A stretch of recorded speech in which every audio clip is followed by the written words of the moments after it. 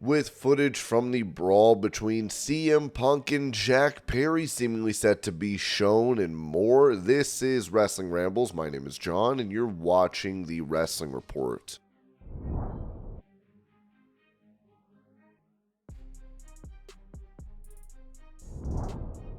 Revealing that WWE's plans to return to Japan, Natalya said this to Good Karma Wrestling. I was actually just yesterday at a Stardom show and I met some of the Japanese women that I hadn't seen in almost 20 years, like Aja Kong and Kyoko Inoue. I teamed with Aja Kong, I wrestled against Kyoko. These are legendary Japanese female wrestlers that are just phenomenal, and then I met some of the other girls that were on the show and I was like, I want to wrestle with these women. They're so talented. I would like to win some of the new championships that we have because I haven't won those. People always say, oh, you've done everything. I have not main evented a WrestleMania. I cannot wait to go back to Japan and compete. Japan is one of my favorite places in the world to perform. I know we're going back there sometime this year. There's just so many things I want to do. I'm working on a book right now. I've got a special project in the works with my family that I'm really excited about. But in WWE, in wrestling in general, in or outside of the company, there's just so much more that I want to do.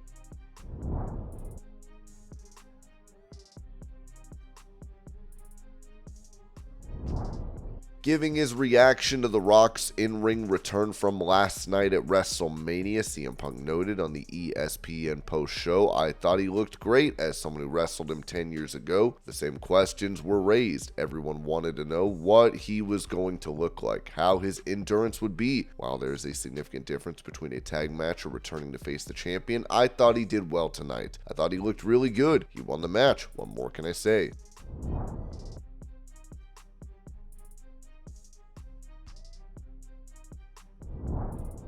Speaking about fans being upset with WWE's deal with Logan Paul's Prime, as the logo is in the center of the WWE ring for WrestleMania, Triple H told the Impulsive podcast, no one likes change, right? They are so used to seeing this thing pristine with nothing there. 90% of the people might hate it. As you move forward, it's there. It is just there. You know what I mean? If you were watching every single day, if you don't like it, you stop noticing it. But the advertisement of it and the promotion you get out of it is massive.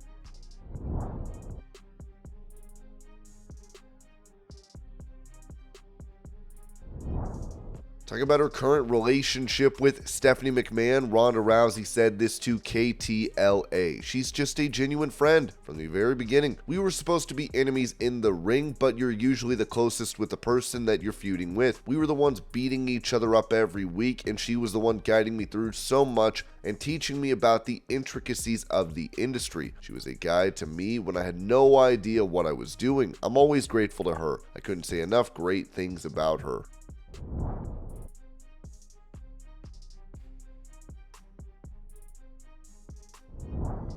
Going over Vince McMahon's WrestleMania 40 status from yesterday, Ringside News wrote that an update has surfaced regarding Vince McMahon's presence backstage at WrestleMania 40 last night. The Philadelphia event marked several historic firsts for WrestleMania, including a notable absence. Vince McMahon, who resigned from the TKO board of directors in January, exerted no influence on the proceedings. While Paul Levesque assumed the role of chief content officer at last year's event, McMahon's presence was still felt, as he made creative adjustments. However, according to PW Insider, McMahon was notably absent backstage at last night's WrestleMania, marking the first occurrence in WrestleMania's history where he played no part. Stephanie McMahon, though, was present backstage and also appeared on camera at the Hall of Fame ceremony. Triple H kicked off the event, ushering in what he referred to as a new era for WrestleMania. Anticipation ran high prior to the event, with many excited about McMahon's absence, anticipating a departure from what some perceived as his stifling influence.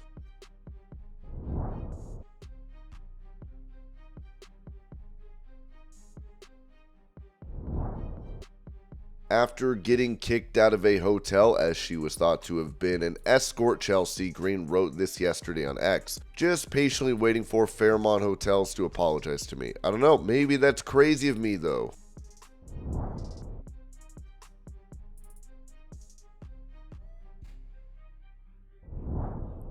Mentioning the return of a couple tournaments to WWE, Dave Meltzer noted on Wrestling Observer Radio, after being scrapped in 2023, WWE King and Queen of the Ring will finally take place in Saudi Arabia on May 25th.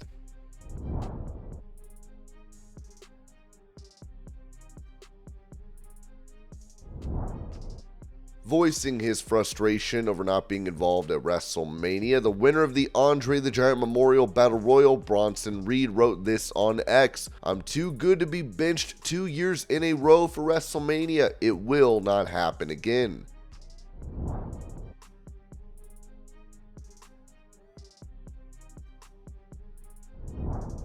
Asked about the decision to have Rhea Ripley and Becky Lynch opening WrestleMania, Triple H said this at the post-show press conference. "Everything goes in the show for a specific reason, and to where it sits, it's not a perfect science. In many ways, you're feeling it. So what's the feel of the show? Clearly, in this night, you're closing with The Rock, but when I look to the rest of it, it wasn't even a choice for me. Becky and Rhea are going to open the show, and that is, I know it's going to deliver, and they will be going at it from the get-go. So when I look at it, what do I want to launch this with? What's my first step out of the gate?" So there was no doubt to me. I do not look at it like, oh, the women, oh, they deserve this and that. If the women are put in the spots, it's the best spot. I truly believe that. I don't think about it in that manner. To me, if I was thinking about it as we were all putting it together, maybe we should put the women there. We haven't done that in a little bit. How is that equality? It's not how it should be thought about. I see all the athletes as the same, male or female.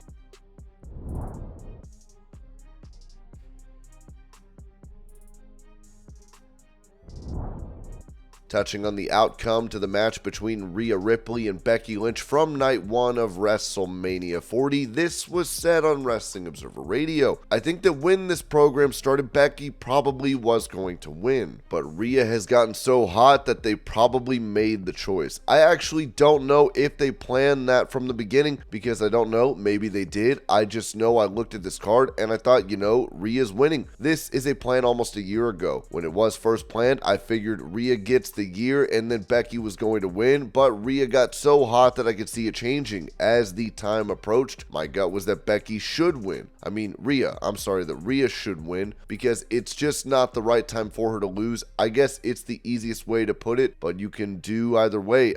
It doesn't matter."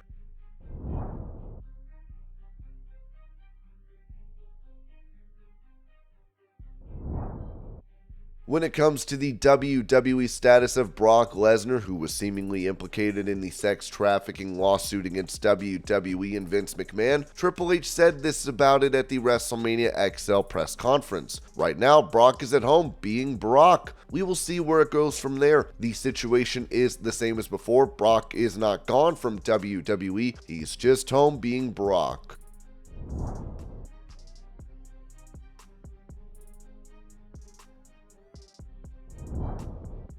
It appears the Young Bucks will be addressing the backstage altercation between CM Punk and Jack Perry at All In and showing footage of it, as Ringside News provided more details. During AEW Collision Saturday, a graphic appeared indicating that the Young Bucks will present backstage footage from AEW All In and discuss it for the first time. While some initially viewed this as possibly a troll or bait, individuals familiar with the situation have assured to Fightful Select and Wrestling Observer that it's legitimate, and the footage from the CM Punk / Jack Perry altercation is expected to be included. Several individuals within AEW have emphasized that the company wouldn't falsely promote something of this nature. Talent and staff who inquired about the matter were informed that it's indeed the plan to air the footage, and legal concerns don't seem to be an issue. It's worth noting that the Young Bucks are currently involved in a tag team tournament in which FTR are still active. FTR has a public connection with CM Punk. When asked how this might play out,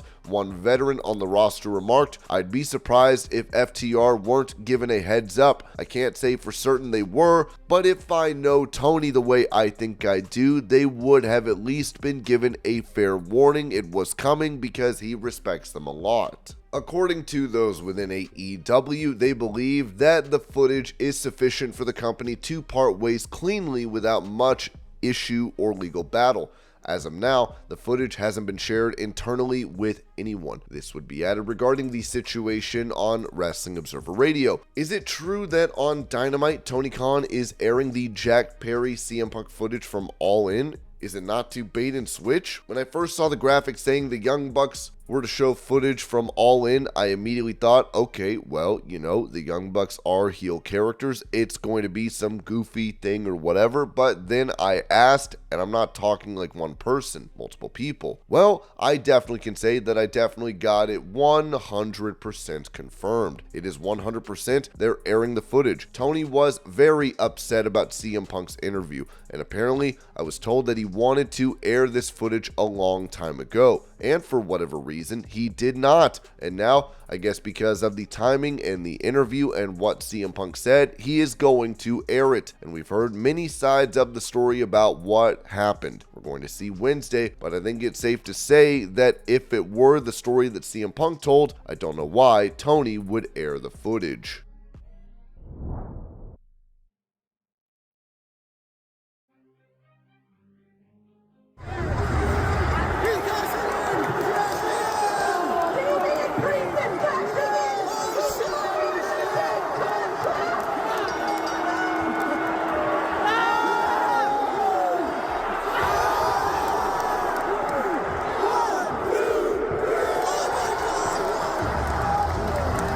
And this was your pro wrestling news update. I hope you're all having a great day. Thank you so much for watching, and I will see y'all later.